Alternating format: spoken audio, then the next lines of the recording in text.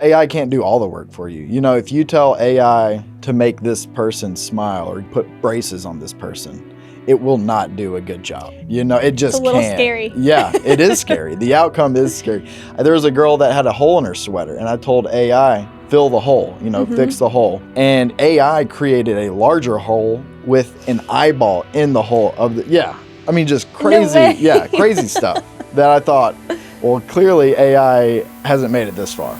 Welcome to the Neon Buzz, where we offer marketing advice for oral, aesthetic, and other elective healthcare professionals. Sit back and relax while we share our digital marketing secrets to help you grow your practice.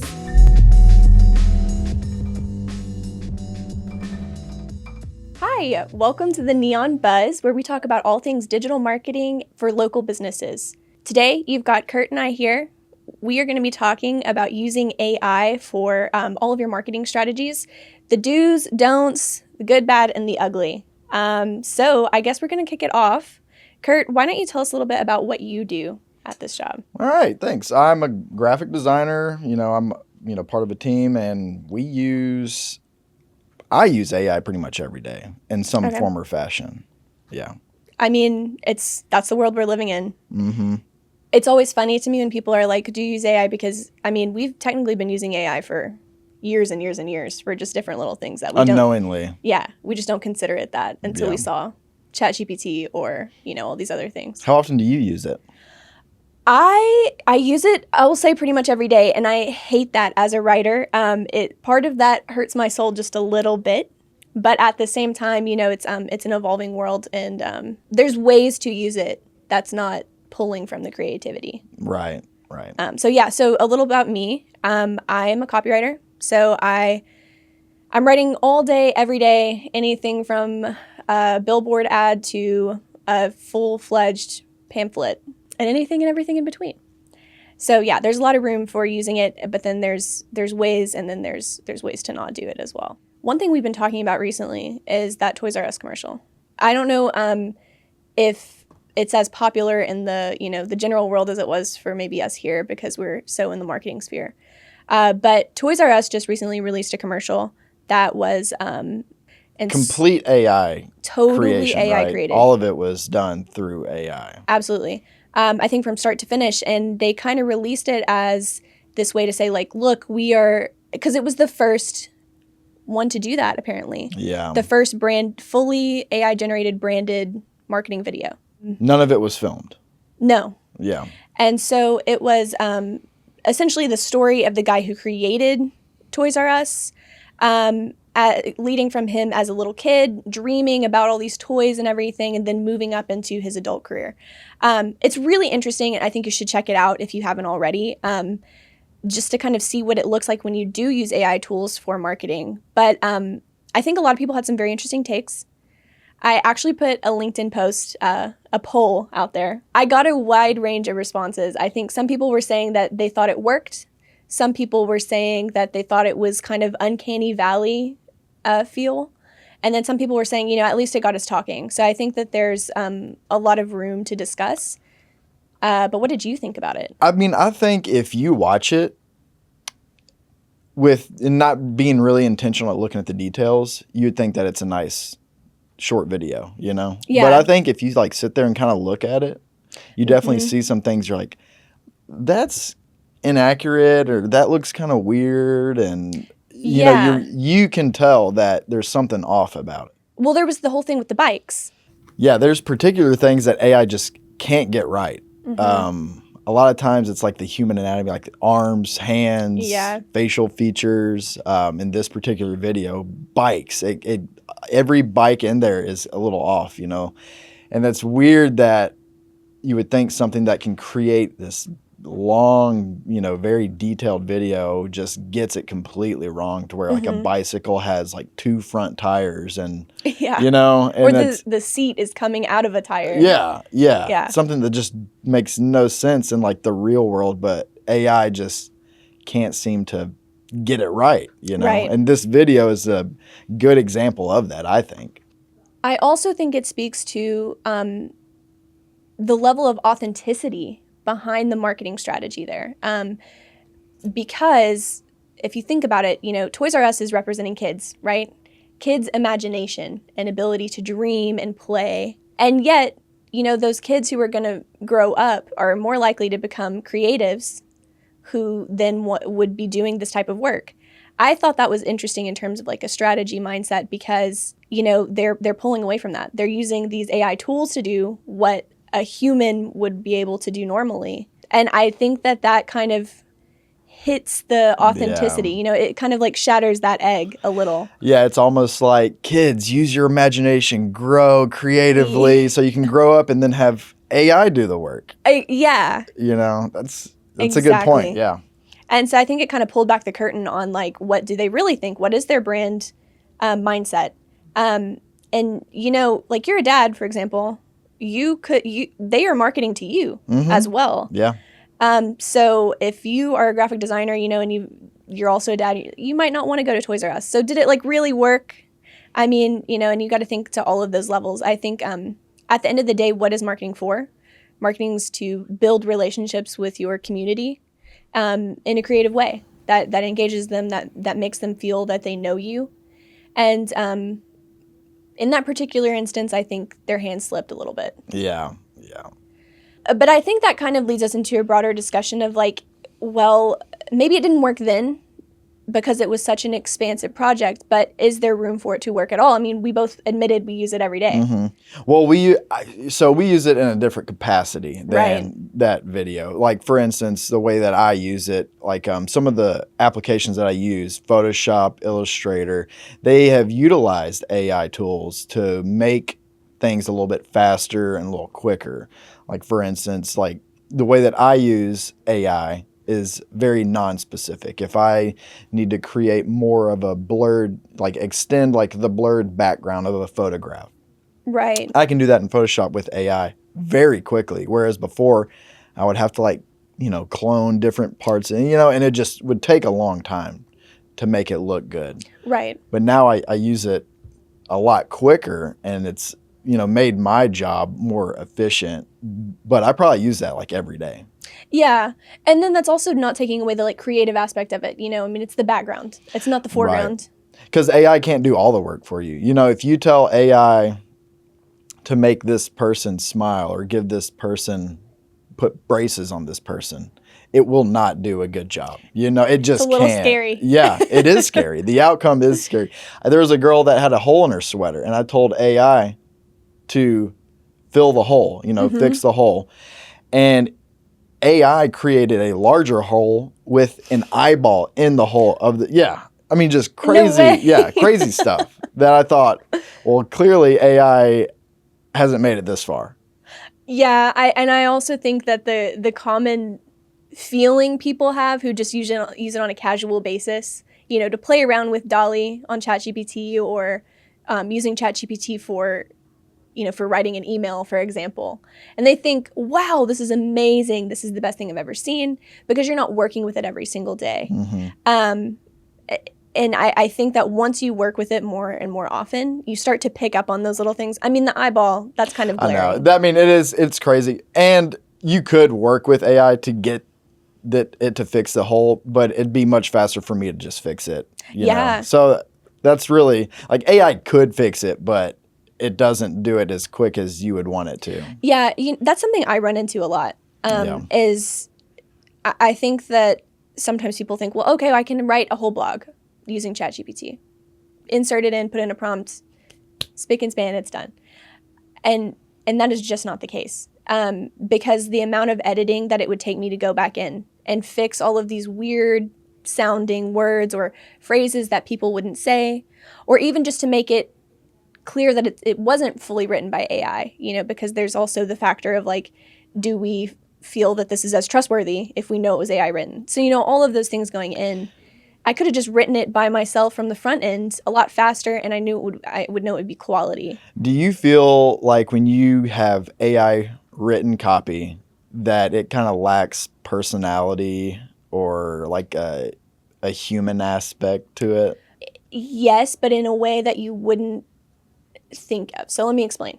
So I remember when it first started coming out, I was like I was showing my dad how this worked. And he was putting in stuff like, the classic, write me an email, but in the way Snoop Dogg would write it, you know? Mm-hmm. Yeah. And that was like astounding everybody because it kind of did sound somewhat similar. That's pretty funny. I mean, it's funny. Yeah. So it can do the personality, but Yeah. if you do that over and over and over again, you keep replicating that, it's the same thing. Like, it's going to do the same exact email pretty much for everybody across the board. That sounds like Snoop Dogg. It uses the same, like, 5 core phrases. It uses the same, just like, and it's not, over time, when you stretch it out, you realize, oh, that's not a real personality. Yeah. Because it's so limited, because it doesn't learn, it doesn't remember what it has previously done. Well, the other day I introduced a new team member to the company and like our general communication channel. And I used ChatGPT to like kind of write it out. And it was a very good couple sentences, Mm-hmm. you know, hit all these points and all that. But you knew that it was written by AI and not me. Yeah, I did. How did you know that it was written by AI and not me? Depending on how you use it, AI has just a couple very specific things that it pulls from. So there's vocabulary that it uses. That's going to say the word ensure, in essence, crucial, delve, cornerstone, like things like that. It repeats it so often, and in the weirdest places, in ways that, like, at first glance you don't think it's weird, but over time, again, I'm like, okay, that's an immediate tell. Yeah. Emoji use. Uh-huh. It's like not how people use emojis. I don't Yeah. know. And it's kind of like the uncanny valley thing where it's like, it's almost, but it's not. Yeah. Look, before I posted it, I thought this is good, but I thought this doesn't really sound like me. And I thought, I wonder if anybody's going to know that this is AI. Yeah. And that's funny that you did know that it was AI. Yeah. It sounded a little mechanical. I felt it sounded a little mechanical. Yeah, it does. And so it'll do a mimicry of a personality. Yeah. But that's in the mirror. Just the same way as, like, your reflection is not going to be an exact representation of, like, what you look like. It's like that, but even less so. And I haven't really seen it get better. Yeah. Even with, like, ChatGPT has released 4.0, which is their newest update. I was kind of expecting big things because GPT-4 was a pretty big transition from 3.5, which was a huge transition, on and on. These have been big milestone events. It really didn't do a whole lot different. So it hasn't come that far. But it's not all bad.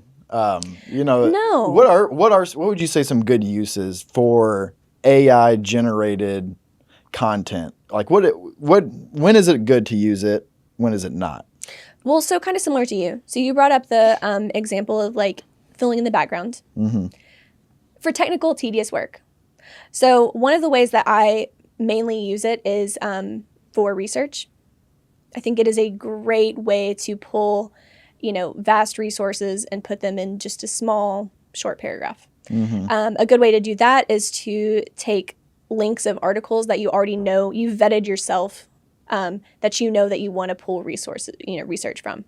You can get ChatGPT to read them and then give you a short summary of all of those sources. And then it's almost as though you've read them yourself. It's not, because, you still have to have, like, a good media literacy, and that's important.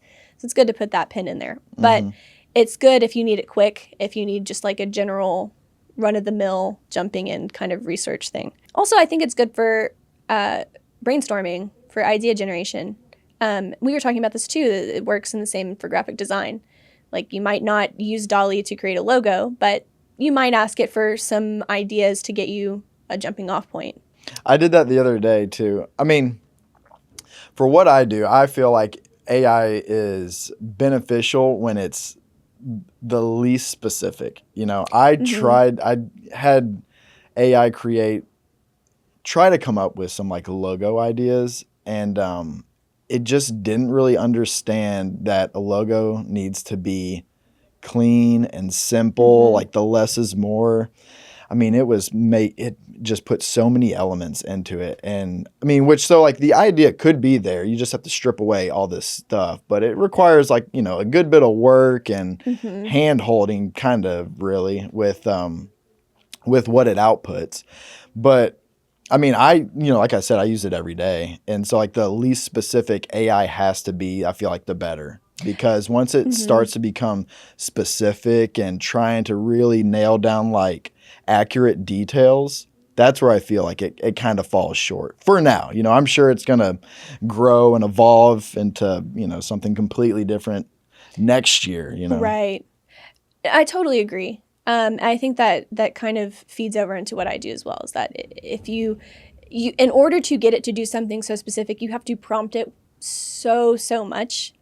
And it takes a long time to develop those prompts, because you're learning, essentially what you're doing is you're teaching this computer how to do what you do. That's not an easy task. Yeah. So it also is like, it's not like you're training an intern, because an intern's going to remember it and keep up with it and eventually master it. ChatGPT or any other AI tool is not going to really do that as well. Yeah, so the level of editing, I think, is a lot. I think that if you use it as a jumping off point in terms of writing, to then take it and tweak it, depends on how, there's a lot of factors in it, but you might spend a long time editing, but you have to edit. You can't just put it out there. Yeah. It's going to be clear if you just do that. Again, because of those things that you can tell, like the word choice, it uses analogies a ton.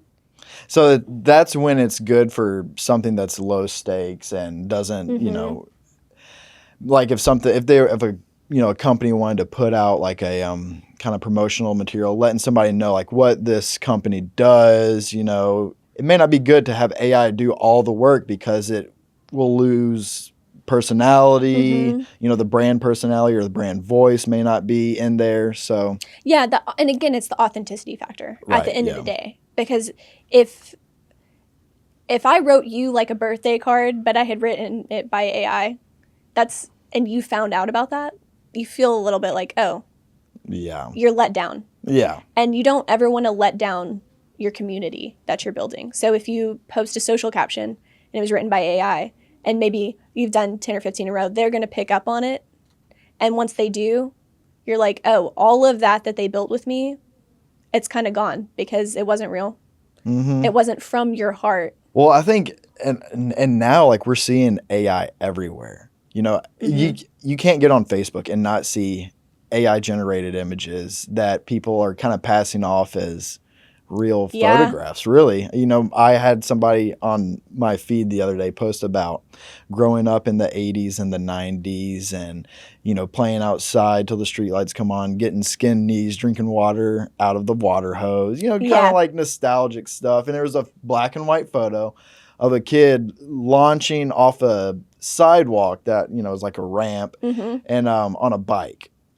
And at first glance, you think this is an older photograph, probably from that era. But I started looking at it and realized that the bike was wrong. And then this kid's face was not accurate, and I realized like, oh, this is an AI generated photograph. Yeah. Which was kind of like an oxymoron in that context, talking about how growing up in the 80s and 90s, you didn't have all this technology, yet we're depicting a photograph to go with this post that was generated by AI. You know, and it's like that all the time. And then it becomes about the AI. Once you realize that it's not about what you were trying to share. Every comment on this post was about AI, and none of it was about growing up. Yeah, I mean, I think, put that exact phrase in a box, wrap it up. I think that's kind of like what this is all about, is that if they can tell, you've done it wrong. And when used properly, it definitely helps me move faster, create things quicker, and get through a task a lot sooner, which is nice. Yeah, I think so too. And I think if we're talking about like a local business who's wanting to find out where they can save time or reduce overhead costs, I think that's probably the bottom line here. And I think that the way to do that best is to use it for research, use it for brainstorming, use it as a good jumping off point that you will then edit, to get it to where you want it to be. Maybe learn some prompting tools. There's lots of YouTube videos that will teach you kind of how to do best practices for that to get what you want. But at the end of the day, use it for the tedious work. So another example is if you are a local business and you you're thinking about your social media calendar, what you're going to be posting. Maybe you have to close your office one day because there's a winter storm. You can use AI to create the copy for that, maybe even for the caption with some tweaks, because that's low stakes and people aren't reading that much into it. Mm-hmm. You're not going to use it, though, for the caption on a before and after photo where you're trying to express that, you worked with this particular patient. Again, the specifics. Right. Or to give your, write the mission statement for your company. Yes, because that's clear. Mm-hmm. And those are the heavy things, the heavy hitters that you're going to be using over and over again. You want to build a solid foundation, and you really only want the AI use to be ornamental, and only when it serves. So it's not going to be good for blogs. It's not going to be good for a pamphlet. It's not going to be good for your new patient folder or for your website. But for the little things here and there, you can use it to kind of prompt yourself and get yourself moving forward through the hard parts. So it's good for some things, not so good for other things, but it's constantly evolving and changing, and it's going to look probably completely different next year. Yeah. Well, and I have a theory that I think a lot of people have high hopes that it is going to keep getting better and better and better. My personal theory is that it's going to, the more we see this content, the more boring it's going to get to us. Mm-hmm. And the more we're going to want more personality in there. Yeah. We'll see. Yeah, really. It's a nice thought. It is. Yeah. I like that theory. So moving forward, using AI, if you're trying to connect with your community or your audience, you want it to be your voice and not AI's voice. And so if you're using AI, you want to refine it and tweak it and really make it your own and not be the end product. Thank you for joining us for this episode of the Neon Buzz. And if you're looking for more information on how you can develop your marketing strategy as a local business, be sure to follow Neon Canvas on social media or tune in for the next episode.